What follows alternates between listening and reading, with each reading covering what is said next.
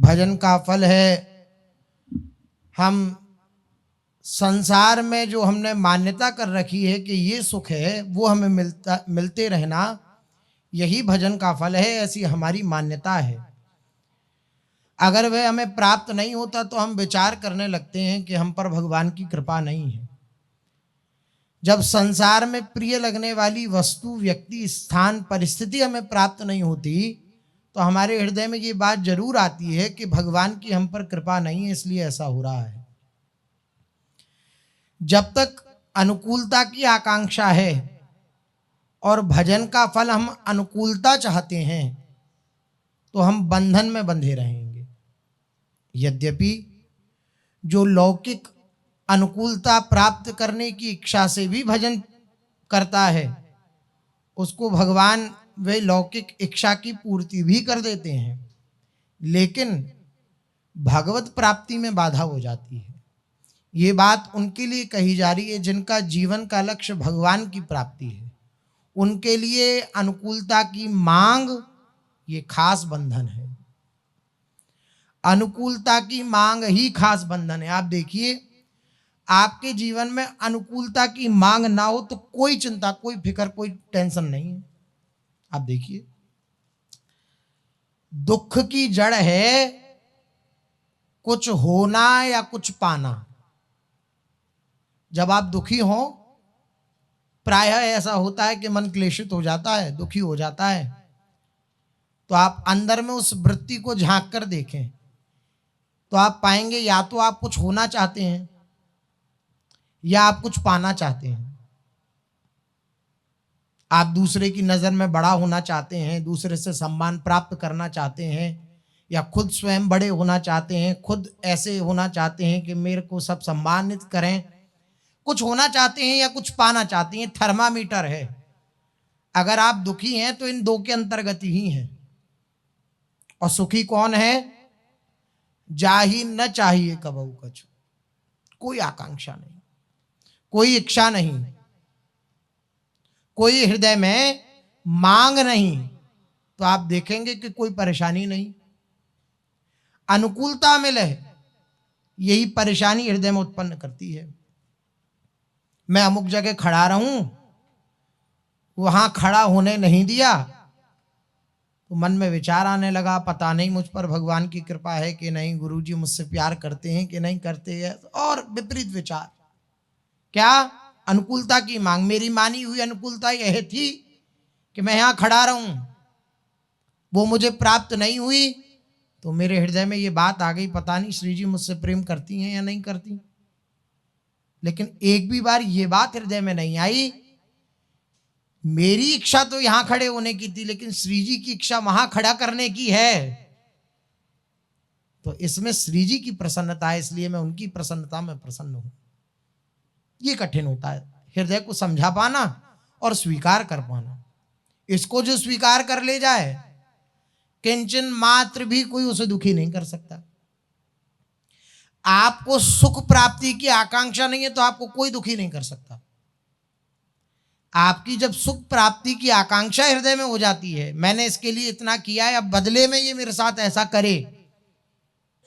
आपने किसी को सुख दिया, किसी को अनुकूलता दी, किसी का भला किया, अब बदले की जहां भावना आई कि बदले में इसको कम से कम ये तो कहना चाहिए कि आपका बहुत बहुत धन्यवाद, थैंक यू, इतना तो कहना चाहिए, उतना भी नहीं किया तो आपके हृदय में ये छोटी सी आकांक्षा आपके हृदय में दुख उत्पन्न कर देगी, पीड़ा उत्पन्न कर देगी और आपको वही वृत्ति क्लेशित करेगी। नहीं, सुखी वही रहता है जिसको कोई भी आकांक्षा नहीं है। निरादर उसी को भासता है जिसके हृदय में सम्मान की आकांक्षा होती है। जिसके हृदय में सम्मान की आकांक्षा नहीं है उसको निरादर निरादर नहीं लगता। जहां सम्मान की आकांक्षा है वहां अपमान का भय है, और अपमान हो जाने पर हृदय में क्लेश का भाव उत्पन्न हो जाता है, हृदय क्लेशित हो जाता है, दुखित हो जाता है। साधु के हृदय में न सम्मान की आकांक्षा होती है, न अपमान का भय होता है। वो ना सम्मान का उपभोग करता है, न अपमान का उपभोग करता है, अपमान का भी उपभोग नहीं करता है। त्वदीयम वस्तु गोविंदम तुभ्यमेव समर्पयेत्। बस ये उसकी हृदय की भावना रहती है। आप कोई वस्तु लाओ हमें दो, हम ना लें तो वो किसके पास रहेगी? आपके पास ही रहेगी। बहुत प्रियता से लाए आप या बहुत गुस्से में लाए, ये पकड़ो, हमने नहीं लिया, वो किसके पास रही? आपके पास ही रही। किसी ने निरादर किया, किसी ने अपमान किया, हमने उसको स्वीकार कर लिया। अच्छा तुम मुझसे ऐसा कहते हो, तुमने मुझसे ऐसा कहा, तो हृदय क्षुभित हो गया। हमने उसकी बात को स्वीकार ही नहीं किया, उसकी बात को हमने किसी प्रकार से स्वीकृति ही नहीं दी अंदर से, तो वो बात किसके पास रही? सामने वाले के पास ही रही। सामने वाले ने गाली दी, हमने लौट करके गाली दे दी, इसका अर्थ यह हमने उसकी गाली ले ली, इसलिए हमने यहां से दी। सामने वाले ने गाली दी, हम मुस्कुरा के चल दिए, तो वो किसके पास रही? उसी के पास रही। बोले ये तो कायरों की स्थिति होती है। नहीं नहीं, हमारा सिद्धांत ही बिल्कुल हमारे मन के द्वारा प्रतिष्ठित है। शास्त्रीय सिद्धांत तो यह है कि अगर किसी ने गाली दी और हम उसको सहन कर गए तो हम ताकतवर हैं। अधर्म को कभी स्वीकार न करें। दूसरे के द्वारा प्राप्त होने वाले अधर्म को दूसरे को कभी स्वीकार न करें, लेकिन अपने ऊपर कभी किसी प्रकार का कोई प्रतिकूलता का व्यवहार कर रहा है तो उसको अपने कर्मों का परिणाम जान करके स्वीकार कर ले, या भगवत इच्छा जान करके स्वीकार कर ले, या भगवान का मंगल विधान जान करके स्वीकार कर ले, तब तो बात बनी। अनुकूलता की मांग ही ये खास बंधन है। ये अनुकूलता की मांग हमारे भगवत भजन में बाधक हो जाती है, बाधा उत्पन्न कर देती है। निरंतर भजन में ये अनुकूलता की मांग ही बाधा उत्पन्न करती है। अन्यथा भजन का फल है भजन, जो प्रारंभ हुई बात, जब भजन का फल हम अनुकूलता मानते हैं तो हमें लगता है पता नहीं भजन का हमें फल, राधा राधा रट रहे हैं, हमने 10 लाख का चेक मांगा था अभी तक नहीं आया, इसका मतलब यह है कि राधा नाम का कोई प्रभाव नहीं है। राधा राधा रट रहे हैं, हमने विचार किया था कि हमारे बच्चे की बीमारी ठीक हो जाए, लेकिन ये ठीक नहीं हुई, इसका मतलब राधा नाम का प्रभाव ही नहीं है। नहीं नहीं, ऐसा नहीं है। आप अन्याश्रय छोड़ करके केवल राधा नाम का आश्रय लीजिए। लौकिक इच्छा की पूर्ति भी राधा नाम अर्थात भगवान नाम पूर्ण करने में समर्थ है, सामर्थ्यवान है। वे लौकिक इच्छा को भी पूर्ण कर सकता है, लेकिन जिसके हृदय में भगवत प्राप्ति की इच्छा है उसके हृदय में तो केवल यह बात आनी चाहिए कि भजन का फल मुझे क्या प्राप्त हो? भजन। नाम का फल मुझे प्राप्त क्या हो? नाम में और रुचि, नाम में और रुचि बढ़ती चली जाए। ये समझ पाना और ये मन को समझा पाना बहुत कठिन होता है। अन्यथा हम भजन का फल यही मानते हैं कि चारों तरफ खूब जय जयकार होगी हमारी, चारों तरफ खूब बढ़िया बढ़िया व्यंजन पाने को मिलेंगे, चारों तरफ अनुकूलता ही अनुकूलता होगी, चारों तरफ सब लोग हमारे आगे झुकेंगे, सब प्रणाम करेंगे और सब हमें प्रसन्न करने की चेष्टा कर रहे हैं, तब लगेगा कि हाँ भाई नाम का कुछ प्रभाव हुआ। लेकिन ये नाम का प्रभाव नहीं है।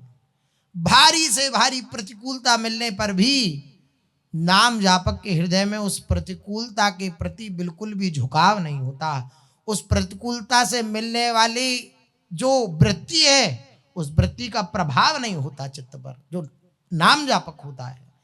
जिसने नाम का सर्व आश्रय छोड़ करके केवल आश्रय ग्रहण कर लिया है उसके जीवन की स्थिति होती है।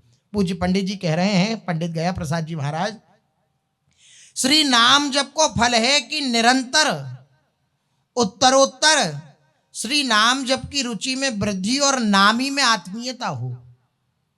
अब नाम का फल नाम जापक संत जन वर्णन कर रहे हैं। बोले वर्णन कर रहे हैं तो हम क्या करें? ये करें कि अब नाम का फल जो मन बतावे कि ये होना चाहिए, उसको काट करके ये बात उसे सुनाना कि नहीं नहीं तू जो सोचता है नाम का फल यह है, वो ये नहीं है। नाम का फल है यह है क्या? निरंतर उत्तरोत्तर नाम जप में रुचि बढ़ती चली जाए, ये नाम का फल है। निरंतरता बढ़ती चली जाए, दिन प्रतिदिन नाम में रुचि बढ़ती चली जाए और नामी में आत्मीयता बढ़ती चली जाए। नामी कौन? जिनका हम जैसे राम राम रट रहे हैं तो श्री रघुनाथ जी, कृष्ण कृष्ण रट रहे हैं तो श्री कृष्ण चंद्र जू, राधा राधा रट रहे हैं तो श्री किशोरी जू। इनमें आत्मीयता बढ़ती चली जाए। आत्मीयता का अर्थ अपनापन। जिनका हम नाम रटन कर रहे हैं उनसे अपनापन होता चला जाए, संसार से अपनापन हटता चला जाए, तब नाम का प्रभाव पड़ा। यदि ध्यान देकर सुनेंगे, यदि यह फल नाम जपते जपते हु प्राप्त नहीं है रहो है, तो निश्चय ही हमारे भीतर कपट छिप्यो है। कपट क्या है? सामने कुछ पीछे कुछ और, इसे कहते हैं कपट। सामने तो हम कहते हैं केवल आपकी हमें प्राप्ति करनी है, केवल आप हमें चाहिए, आपके सिवा हमें कुछ नहीं चाहिए, ये बात हृदय में है। और अंदर से बहुत सारी आकांक्षाएं, अनुकूलता की मांग आदि आदि आदि वृत्तियां हृदय में घर किए हुए हैं। ये कपट है, ये कपट छुपा हुआ है। यानी लिए नाम का जो फल है कि इसमें निरंतरता होनी चाहिए, इसमें उत्तरोत्तर नाम के प्रति प्रीति बढ़नी चाहिए और नामी में आत्मीयता होनी चाहिए। ये जो नाम का फल है ये प्राप्त नहीं होता कपट के कारण। कपट को अर्थ है कामना। कपट का अर्थ क्या है? आकांक्षा, कामना। ये प्राप्त है जाए, ये भगवान की प्राप्ति करने वाले उपासकों के लिए बात है केवल।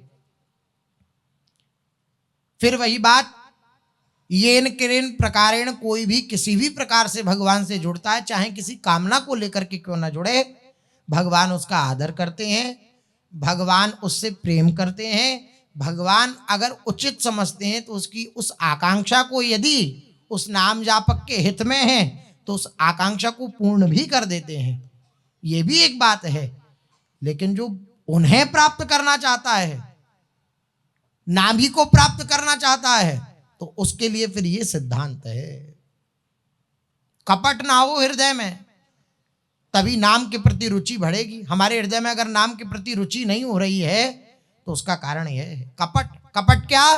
कामना, आकांक्षा, कुछ चाह, कुछ हृदय में मांगे, ये कपट है हृदय की।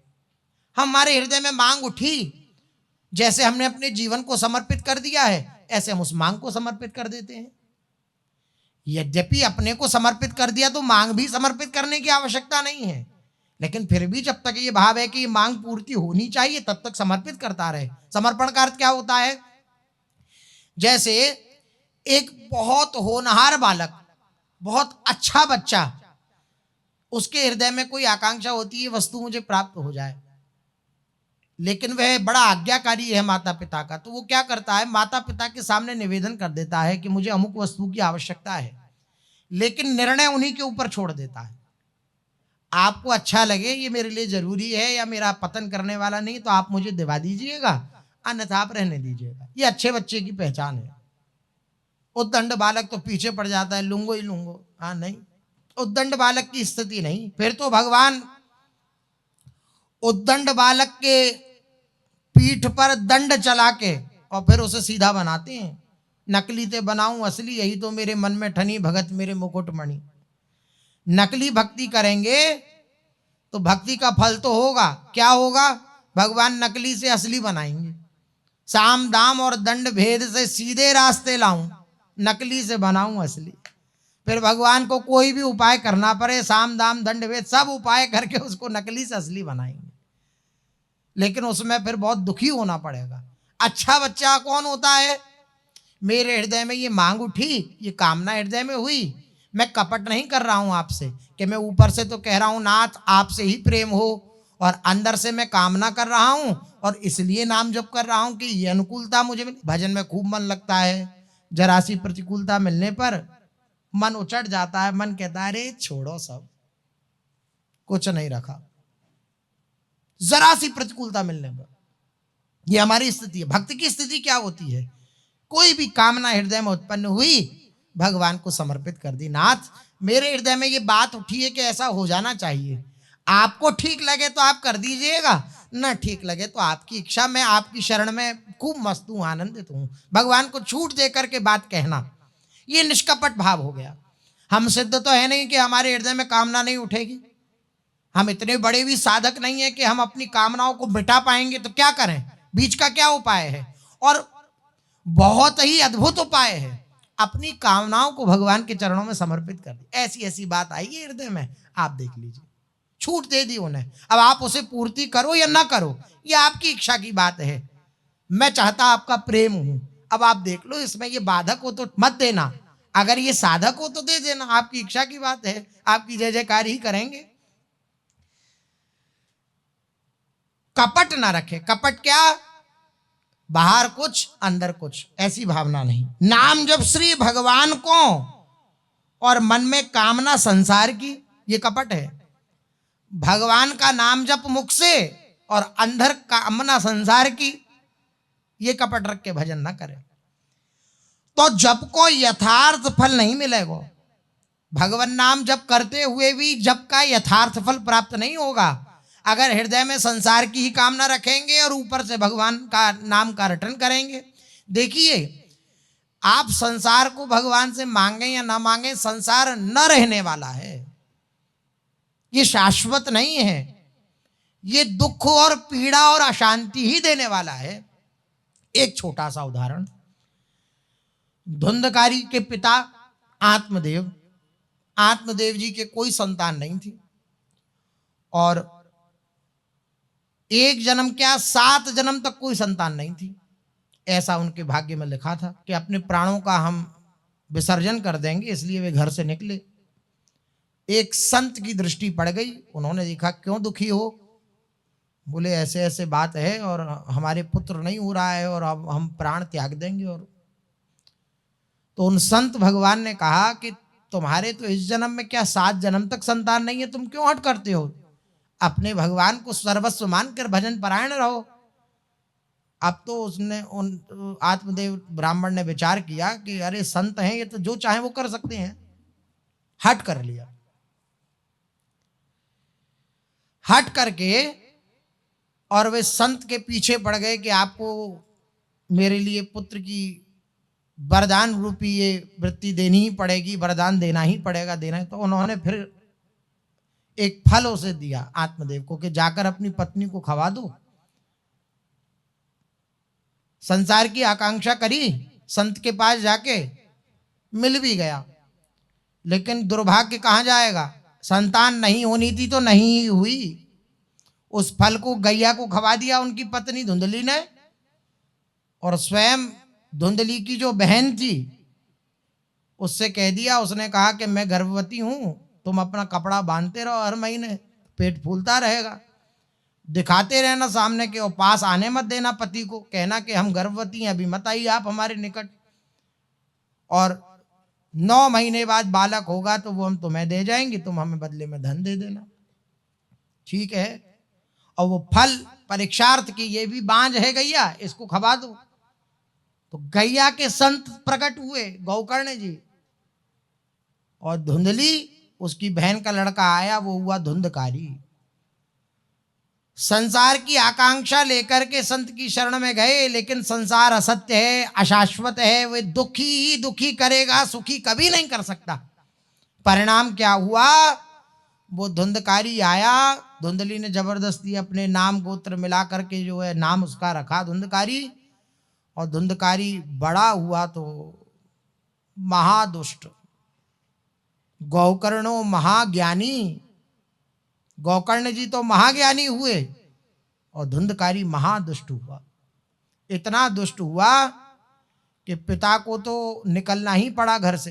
पहले भी निकले थे, पहले भी संत की शरण में आने पर उनसे लौकिक आकांक्षा करी और हट कर ली तो संसार में फिर जाना पड़ा।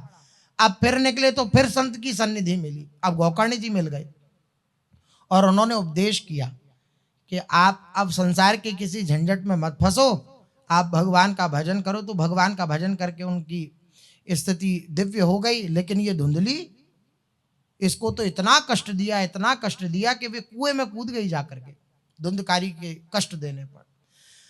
कहने का तात्पर्य यह है कि अगर संत सदगुरुदेव की हरि की शरण में जाकर हम सांसारिक भोगों की आकांक्षा करते हैं, सांसारिक मांगों को भी प्राप्त करने की आकांक्षा करते हैं, तो परिणाम स्वरूप दुख ही मिलेगा। और भक्त क्या करता है? वही पंखा एक संसारी भी बैठता है इसके नीचे और एक भक्त भी बैठता है इसके नीचे, लेकिन भक्त भगवान का प्रसाद मानता है और संसारी ये मानता है कि मैंने ये कमाया, मेरे को ये मेरी मेहनत से मिला। वह भी अगर भगवान के प्रसाद स्वरूप माने तो उसको भी वे वस्तुएं जो संसारिक की लौकिक वस्तुएं हैं वे उसको बंधन में नहीं डाल सकती। हम केवल इस बात को स्वीकार कर लें, जो कुछ भी हमें प्राप्त हो रहा है संसार में भी वो भगवान का प्रसाद है। नई भावना बन रही तो जो वस्तु हमारे निकट आ रही है हम उस वस्तु को पहले भगवान के सामने उपस्थित करते हैं। हम कोई कपड़ा लाए, कोई वस्तु लाए, कोई गाड़ी लाए, कुछ भी लाए, पहले श्री जी के सामने लाडली जी आपका कृपा प्रसाद, तो वो प्रसाद वस्तु हो गई। और भक्त जो होता है वो प्रसाद भोक्ता होता है, वो अमनिया भोक्ता नहीं होता, प्रसाद भोक्ता होता है। प्रसाद स्वरूप ग्रहण करी तो वही वस्तु जो बंधन में डालने वाली थी वो वस्तु अब आपको बंधन में नहीं डाल पाएगी। समर्पण करने का अर्थ बस समझ लीजिएगा, प्रसाद स्वरूप में ग्रहण करने का अर्थ बस समझ लीजिएगा।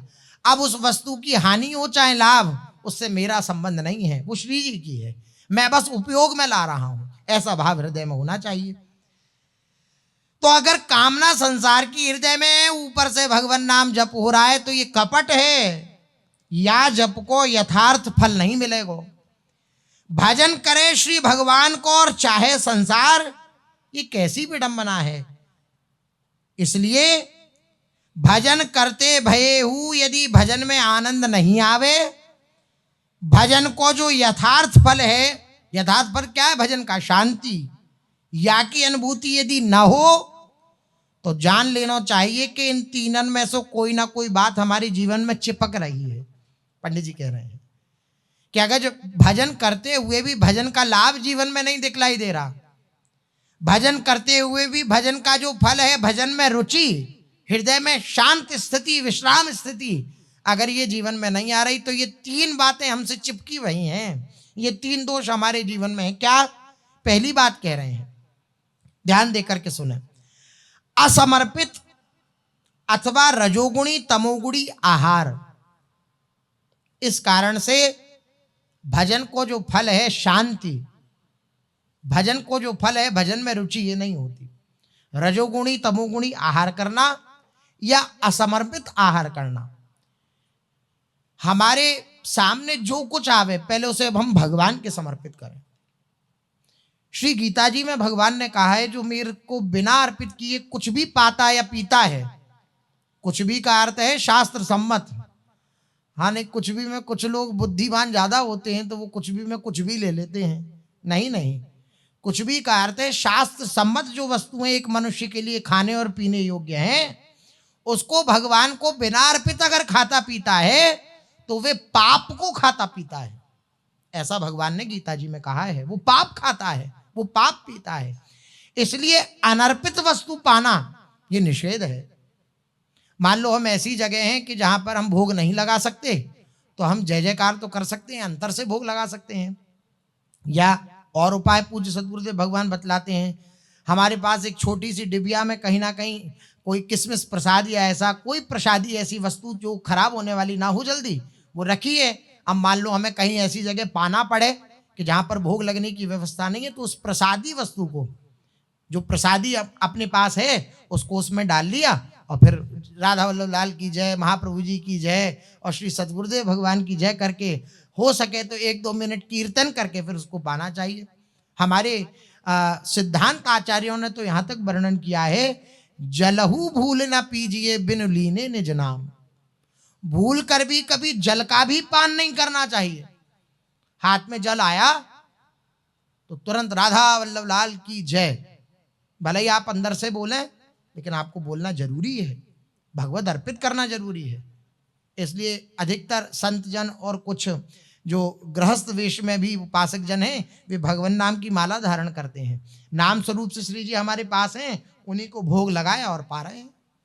अनर्पित वस्तु नहीं पानी है। अनर्पित वस्तु पाएंगे, जो अर्पित की हुई वस्तु नहीं है उसे पाएंगे, तो हमारा भजन नहीं बढ़ेगा, भजन में रुचि नहीं होगी। अर्पित करके अगर प्रसाद स्वरूप हम ग्रहण करें तो हमारी भजन में उत्थान होगा, और वह भी सतोगुणी हो। रजोगुणी या तामसी आहार करने पर यह बात नहीं बनती है। दूसरी बात कह रहे हैं, यदि भजन में आनंद नहीं आ रहा है तो यह दूसरा कारण हो सकता है, कुसंग की प्राप्ति और सत्संग का अभाव। कुसंग ज्यादा है जीवन में और सत्संग कम है, या सत्संग का अभाव ही है, सत्संग जीवन में हम नहीं करते, कुसंग ही कुसंग करते हैं, तो भजन का फल जो है या भजन का जो आनंद है वे अनुभव में नहीं आएगा। कई बार इस विषय पर चर्चा हुई है, कुसंग क्या है। सीधी सी परिभाषा है कुसंग और सत्संग की, एक लाइन में। जो व्यक्ति, जो वस्तु, जो स्थान हमें भगवान की स्मृति में लगावे वे सत्संग है। जो व्यक्ति, जो वस्तु, जो स्थान हमें भगवान की स्मृति से विलग कर दे, हमारी स्मृति छीन ले, भगवान की स्मृति जो एक तार चल रही थी उससे हम दूर हट जाएं, भगवान की स्मृति खत्म हो जाए, वो हमारे लिए कुसंग है। कुसंग बाहर से भी हो सकता है और अंदर से भी हो सकता है, दोनों प्रकार का कुसंग, वृत्ति का भी कुसंग और व्यक्ति का भी कुसंग, इन दोनों से बचना। अंदर की वृत्ति का सत्संग, जो वृत्तियां गुरु उपदेश से मिलती हुई हैं उनका सत्संग, और बाहर के व्यक्ति का सत्संग हमारे भजन को बढ़ावेगा। व्यक्ति कैसे, भगवत पार्षद जनों का हम संग करें तो उनके संग के प्रभाव से हमारा भजन बढ़ेगा। अगर ऐसा प्रतीत हो रहा है कि भगवत पार्षद वेश तो है लेकिन इनके संग के प्रभाव से प्रपंच बढ़ रहा है, प्रपंच का अर्थ होता है भगवत विस्मृति बढ़ रही है, भगवान की स्मृति में बाधा उत्पन्न हो रही है, तो अंतर से उनका संग त्याग देना चाहिए, निश्चित त्याग देना चाहिए। क्योंकि हमारी भावना तो यह है कि भगवत पार्षद हैं तो हमारी भावना के अनुसार हमें लाभ प्राप्त होगा, लेकिन संग नहीं करना है। संग से फिर दोष उत्पन्न हो जाएगा। दोष क्या उत्पन्न हो जाएगा, उनकी अच्छाई और बुराई दिखेंगी तो फिर आपका दोष हो जाएगा। तो हमारी जो भावना थी कि भगवत पार्षद हैं उसमें निम्नता आ जाएगी, इसलिए संग ना करें। संग तो करने की आवश्यकता नहीं, हम लोगों के ऊपर तो इतनी कृपा है कि हमें किसी के संग की आवश्यकता नहीं है। पूज्य सदगुरुदेव भगवान ही इतने सूत्र और इतने वचनावली है उनकी कि अगर उसी में दिन रात लगे रहें तो किसी के संग की आवश्यकता नहीं है, किसी की आवश्यकता नहीं है। तो इसलिए कुसंग की प्राप्ति हो जाने पर और सत्संग के अभाव हो जाने पर भजन में रुचि नहीं होती है, भजन में आनंद नहीं आता है, भजन का फल जो आनंद है वो प्राप्त नहीं हो। तीसरी बात, अन्याश्रय की प्राप्ति और अनन्य आश्रय को अभाव, ये खास बात है। इसी से सारे दोष उत्पन्न होते हैं। किसी और को अपना मानना, अन्याश्रय, किसी और का आश्रय ले लेना, यह भी भजन का आनंद हृदय में नहीं उत्पन्न होने देगा। भजन का जो फल है शांति, वे हृदय में नहीं आ पाएगी। अन्याश्रय की प्राप्ति, किसी और का आश्रय, और अनन्य आश्रय भगवान में हो, इसका अभाव ये भजन में रुचि नहीं उत्पन्न होने देता। इसलिए अन्य आश्रय ना हो और अनन्य आश्रय हो श्री भगवान का, कि मेरे तो गिरधर गोपाल दूसरों न कोई, मेरा श्री जी के सिवा कोई दूसरा नहीं है। जो कोई भी है वो श्री जी के संबंध से है, मेरा एक प्राइवेट संबंध किसी से नहीं है कि मेरा ये अमुक मेरा व्यक्ति है, इसे अंदर करो इसे बाहर करो, नहीं, ऐसी भावना नहीं होनी चाहिए। मेरा स्वतंत्र संबंध किसी के साथ नहीं है, मेरा स्वतंत्र संबंध केवल श्री जी के साथ है। श्री जी के संबंधित जो जन हैं वो मेरे हैं, अन्यथा नहीं। पूज्य सतगुरुदेव भगवान कहते हैं हम आप सबसे बहुत प्यार करते हैं। क्यों करते हैं? क्योंकि आप सब श्री जी के हो। कितने सावधान होते हैं गुरुजन, सीधा हम आपसे प्यार नहीं करते। आप श्री जी के नहीं, आपको श्री जी से मतलब नहीं, धाम से मतलब नहीं, नाम से मतलब नहीं, तो हम आपको जानते नहीं। अभिमानितो न्यारे, अभिमानितो न्यारे। और अगर आप श्री जी के हैं तो हमारे प्राण प्रिय हैं। जो हरिवंश को नाम सुनावे तन मन प्राण तासु बलिहारी, ये उपासक की स्थिति। इसलिए अनन्याश्रय का त्याग, किसी भी का अन्य आश्रय उसका त्याग, और अनन्य आश्रय प्रभु के प्रति, ये तीन बातें अगर हृदय में सुधार कर ली जाएं तो निश्चित रूप से भजन करते हुए भजन का आनंद अनुभव में आने लगेगा। अन्यथा इन तीन के कारण भजन का आनंद हृदय में अनुभव नहीं आता। महापुरुषों की वाणी है, ये हमें अपने जीवन में जांच करने के लिए प्राप्त हुई है। ये महापुरुषों की वाणी क्या है? दर्पण है।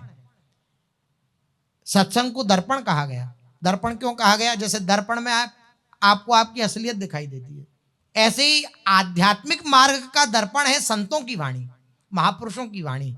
हमारे जीवन में क्या त्रुटि है, क्या त्रुटि हो रही है, किस त्रुटि का सुधार होना चाहिए, किस त्रुटि का कैसे सुधार होगा, ये सब बातें महापुरुषों की वाणी से, महापुरुषों के वचनों से हमें प्राप्त होती हैं। बस स्वीकार करने की बात है। हम जितनी जल्दी स्वीकार कर लेंगे उतनी जल्दी हमारे जीवन से दोष समाप्त हो जाएंगे। चलते हैं, महाप्रभु श्री चैतन्य देव जी का चरित्र अपने लोग कथन श्रवण कर रहे हैं। श्री महाप्रभु जी दिव्य रथ यात्रा का समय है, तो महाप्रभु जी अत्यंत आनंदित हैं। श्री जगन्नाथ जी का स्वरूप दर्शन कर रहे हैं श्री महाप्रभु जी, और एक चंडीदास नाम के उपासक हैं, वे भगवान नाम का कीर्तन और बीच बीच में कुछ पदों की पंक्तियां गा रहे हैं। उस पंक्तियों का आनंद श्री महाप्रभु जी ले रहे हैं, बार बार इन्हीं पंक्तियों का वर्णन। तो प्रताप रुद्र जी के हृदय में बात आई कि बार बार दो ही पंक्तियों का वर्णन हो रहा है, ऐसा क्यों?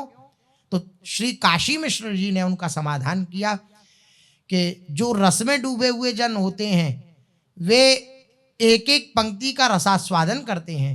श्री महाप्रभु जी एक एक पंक्ति का रसास्वादन कर रहे हैं, उसके भाव में भींज रहे हैं, इसलिए ये बार बार गाया जा रहा है, क्योंकि महाप्रभु जी को सुख हो रहा है। राजा प्रताप रुद्र इन सब बातों को जानकर बड़े प्रसन्न हुए और भावाविष्ट श्रीमन महाप्रभु की वह अपूर्व श्रीअंग माधुरी का दर्शन करते हुए बोले, महाराज देखिए, आज श्री गौरचंद्र का सौंदर्य एवं माधुर्य कैसा विलक्षण है। यह कहकर आप प्रेमोन्मत्त प्रभु श्री गौरचंद्र की अद्भुत रूप राशि का वर्णन करने लगे। राजा प्रताप रुद्र कुछ देर के पश्चात फिर देखते हैं एक आश्चर्यमयी घटना। एक महासौभाग्यवान श्री गौरांग पार्षद, महाप्रभु जी के परिकर का एक जन, निर्भय होकर श्रीमन महाप्रभु के श्री मुख से निसृत अपूर्व अमृत राशि का आनंद में पान कर रहा है और सुमधुर नृत्य कर रहा है। ये देखा, यद्यपि वो फेन जैसा दिखने वाला फेन नहीं है, वे अमृत राशि है, लेकिन साधारण दृष्टि में वे फेन है। तो उस फेन को वे गौरांग पार्षद उस फेन का पान कर रहा है और उस फेन का पान करके आनंद निमग्न है। यह है अटूट श्रद्धा। मतलब इसमें बिल्कुल ऐसा समर्पण हो और इष्ट गुरु के सिवा कुछ ना हो, तब ऐसा संभव हो पाता है, वरना बड़ा कठिन है। अब उस अमृत राशि का वह फेन जो था उसका पान वह करता गौरांग पार्षद और आनंद में निमग्न हो जाता और आनंद में निमग्न होकर नृत्य करता। दूर से ऐसा प्रतीत होता मानो चकोर चंद्रमा के रसामृत का पान करता हो। समीपस्थ श्री काशी मिश्र ठाकुर से राजा को यह मालूम हुआ कि इन परम भाग्यवान वैष्णव का नाम है श्री शुभानंद, जो इस अमृत का पान कर रहे हैं, इनका नाम है शुभानंद और ये श्रीमन महाप्रभु के परम भक्त हैं। राजा प्रताप रुद्र ने उन महात्मा को करोड़ों करोड़ों बार प्रणाम किया। कीर्तन में भक्त वृंद को एक पद गाते गाते प्राय 2 प्रहर व्यतीत हो गए। 2 पहर बीत गए। 8 पहर होते हैं एक दिन में, 24 घंटा में 8 पहर हो, 2 पहर इन्हीं 2 पंक्तियों को गाते गाते व्यतीत हो गए।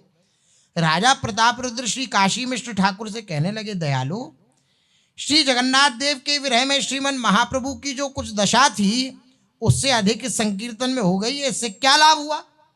भाई संकीर्तन तो इसलिए किया जा रहा था कि विरह दशा जो है वो थोड़ी संवरण हो, लेकिन ये विरह दशा तो बढ़ गई, तो क्या लाभ हुआ?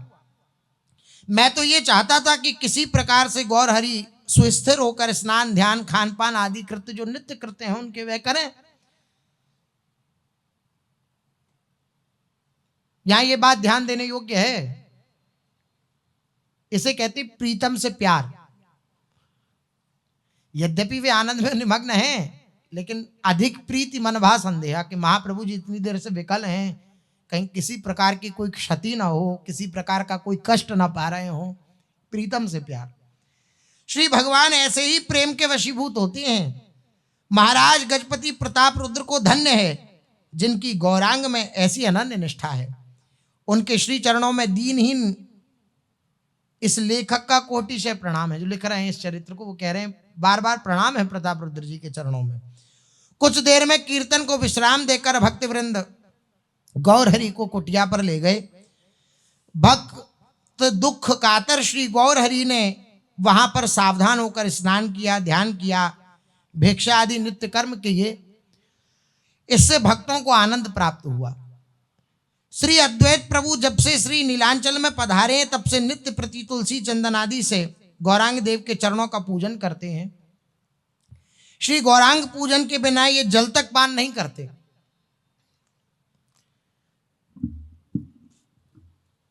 एक महापुरुष के लिए उसका शरीर केवल साधन मात्र होता है, लेकिन उन महापुरुषों के आश्रित जनों के लिए उनका शरीर भी जीवन धन होता है, प्राण होता है। तो महापुरुष जन तो अपने शरीर से उपेक्षा का भाव रखते हैं, लेकिन उनके जन जो होते हैं वो उससे भी प्यार करते हैं। क्यों करते हैं? क्योंकि वह अब साधारण नहीं रहा, वह चिदानंदमय हो गया। महाप्रभु जी को यद्यपि उनका जो शरीर है वे चिन्मय शरीर है, उनमें और उनके शरीर में किंचन मात्र भी अंतर नहीं है। जैसे हम में और हमारे शरीर में अंतर है, हम अलग हैं, शरीर अलग है, लेकिन महापुरुष जन और श्री चैतन्य महाप्रभु उनके शरीर में और उनमें किंचन मात्र अंतर नहीं है। फिर भी भक्त स्वरूप से प्रकट हुए हैं तो उस प्रकार का आचरण करके दिखला रहे हैं। शरीर से कोई संबंध नहीं। वो कहाँ उठ रहा है, कहाँ बैठ रहा है, क्या कर रहा है, कितने घंटे से नृत्य कर रहा है, शरीर पे क्या उसका असर पड़ेगा, कोई इसका भाव हृदय में नहीं है। लेकिन जो निज जन हैं उनके लिए वे प्राण प्रिय है, तो वो सदा इस बात में रहते हैं कि अब बहुत देर हो गई, अब महाप्रभु जी को बहुत स्वेद आ रहा है, अब महाप्रभु जी को विराजमान हो जाना चाहिए, अब महाप्रभु जी को पाना चाहिए, अब भूख लगे, पूरा ऐसी भावना इन जनों की है। तो कह रहे थे श्री अद्वैत प्रभु जब से नीलांचल में पधारे तब से नित्य प्रति तुलसी चंदन आदि से गौरांग देव का चरणों का पूजन करते। गौरांग पूजन के बिना ये जल तक पान नहीं करते थे। श्री गौरहरि भी पूजा से बचे हुए जो कुछ गंध पुष्पादि होते, जो भी बच जाता श्री महाप्रभु जी के पूजन के बाद, तो महाप्रभु जी क्या करते, जो भी गंध पुष्पादि और वो सब बचते उनको सब मिलाते और मिला करके मुस्कुराते हुए अद्वैताचार्य जी के मस्तक पर धर देते। फिर हर्ष ध्वनि प्रकट करते हुए खूब जोर से हंसते ठाका मार के। इस प्रकार परस्पर दोनों ही का पूजन हो जाता, भक्त का भी और भगवान का भी। भक्त रूप में श्री अद्वैत प्रभु और भगवान स्वरूप में श्री चैतन्य महाप्रभु। भक्त वृंद इस अद्भुत पूजन को देखकर आनंद में नृत्य करने लगते। प्रेमावेश में नृत्य करते करते शांतिपुरनाथ इतने मतवाले हो जाते, शांतिपुरनाथ अर्थात अद्वैताचार्य जी इतने मतवाले हो जाते कि उन्हें अपने वस्त्रों का भी अनुसंधान नहीं रहता। उनका कटी वस्त्र स्खलित होने पर कभी कभी तो गौरहरि को अपना बहिर्वास पहनाना पड़ता। इतना शरीर भान छूट जाता श्री अद्वैत प्रभु का कि महाप्रभु जी अपना वस्त्र उतार के उन्हें पहनाते। श्री गौरहरि की कुटिया पर नित्य ही ये लीला होती। श्री अद्वैत प्रभु इस बार अपने बालक पुत्र गोपाल को भी संग लाए हैं। यह बालक सीता ठकुरानी की गोद में न रहकर पिता के साथ नित्य प्रति श्री गौरहरि के दर्शन करने के लिए आता है। एक दिन श्री गौरहरि नृत्यानंद में निमग्न थे, नृत्य में निमग्न थे। गोपाल पिता के पास खड़े हुए दर्शन कर रहे थे। रंगीले ठाकुर की इच्छा हुई कि अद्वैत प्रभु के बालक को निमित्त बनाकर आज कुछ लीला करनी चाहिए। यहाँ जो रंगीले ठाकुर कहा वो महाप्रभु जी को कहा है। आपने झट गोपाल के अंग का स्पर्श करके बालक में विलक्षण शक्ति का संचार कर दिया। बोले लीला कुछ करनी चाहिए, तो स्पर्श किया और विलक्षण शक्ति का संचार कर दिया। गोपाल दिव्य शक्ति को पाकर आनंद में मधुर नृत्य करते हुए पृथ्वी पर गिरकर मूर्छित हो गए। उनको देखकर किसी को यह निश्चय न हो सका कि बालक जीवित है या मृत हो गया। श्री अद्वैत प्रभु गोपाल की यह दशा देखकर रोदन करने लगे। तब दयामय गौरहरि ने अपने श्री कर कमल से स्पर्श करते हुए गोपाल जो था उसको बैठा दिया दोबारा। गोपाल पुनर्जीवित होकर गौरांग महाप्रभु के चरणों में लुंठन करने लगा।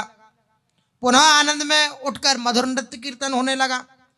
श्री अद्वैत प्रभु प्रेमावेश में पुत्र को गोद में उठाकर श्री गौर हरि के श्री चरणों में पड़कर टपर टपर अश्रुपात करने लगे।